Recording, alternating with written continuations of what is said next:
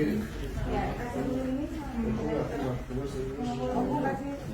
is our traditional house in Sumatera.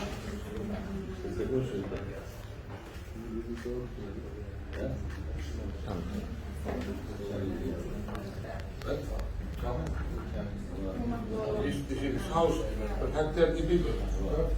One king and 20 wives. Oh. Yeah, formerly. Now it is not anymore. Yeah. So,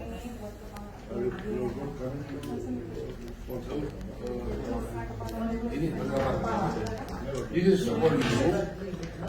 I have to make like this for me, and then I will put it. Okay. Excuse me.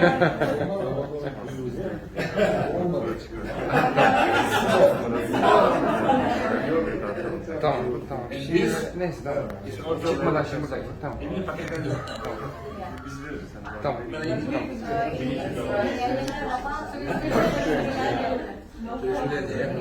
You're supposed to make it here.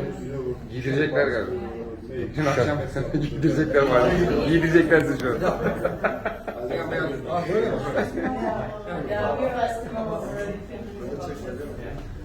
Çek. Çek. Al.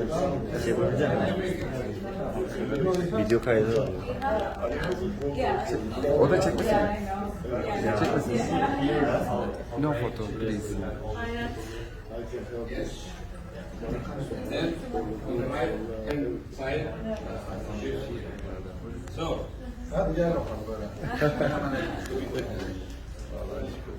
Moment.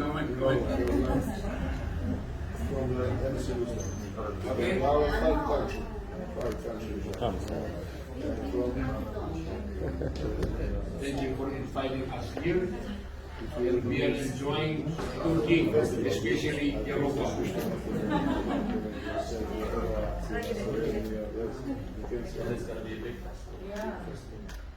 Tamam. I don't work small. This house is especially from our